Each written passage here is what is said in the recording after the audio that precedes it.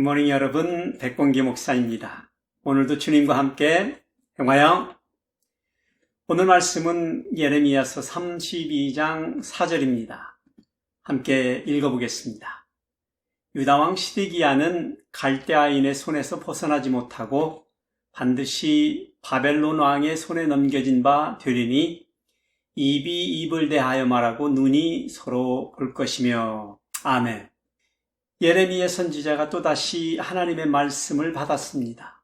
때는 시드기야 왕이 왕위에 오른 지 10년째 되던 해라고 본장 1절에서 밝히고 있습니다.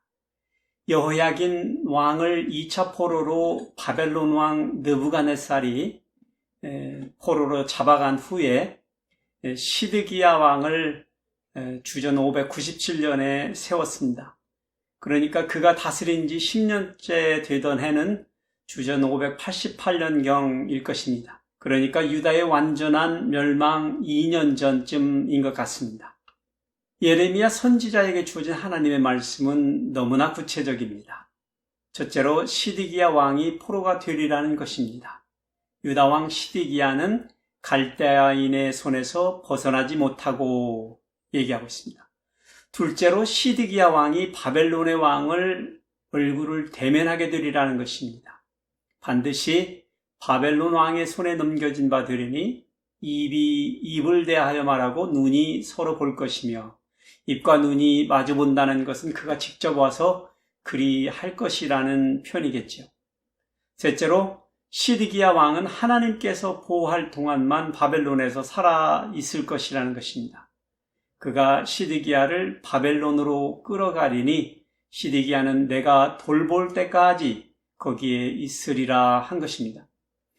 예레미야 예언은 바벨론 갈대인들과 전쟁을 해도 결국은 패할 것이라고 금방 닥칠 유다의 불행한 앞날을 예언했습니다. 이러한 예언을 듣고 가만히 있을 왕은 없을 것입니다. 당연히 시드기야 왕은 예레미야에게 엄청 화를 냈고 내가 어찌하여 이같이 예언하느냐 하며 그를 옥에 가두어 버렸습니다.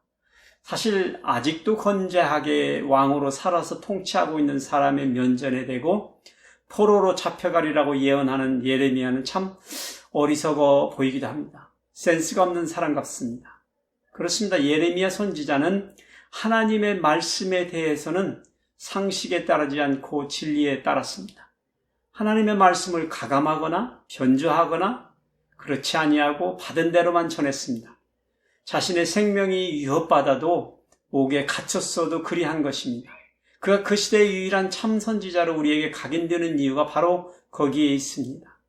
정세나 권력의 인기에 편협하지 않고 오로지 하나님의 말씀만을 선포하고 전하는 사람, 바로 그런 선지자였던 것입니다. 오늘날 우리 사는 세상도 참 선지자가 필요한 시대입니다. 우리 독자들은 지나간 역사 속에서 곧 다가올 유다의 멸망을 알기에 시드기야와 유다의 백성들의 하나님의 말씀에 대한 반응이 참으로 어리석어 보입니다. 그러나 사람은 한치 앞을 못 본다는 말이 참인가 봅니다. 우리가 막상 그들의 역사 속에 들어가 그들처럼 산다면 과연 우리들은 어떻게 반응했을까요? 똑같지 않았을까요? 요즘 세상에 자신의 말에 신념이 넘치는 사람들이 너무나 많습니다.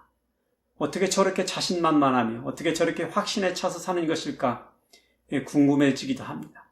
그러나 우리 성도들은 하나님의 말씀을 가까이 하면 할수록 우리 인간의 한계성을 고백하게 됩니다. 그래서 나는 할 수 없습니다 라는 고백이 절로 나옵니다. 하나님의 사랑이 절로 절실해집니다.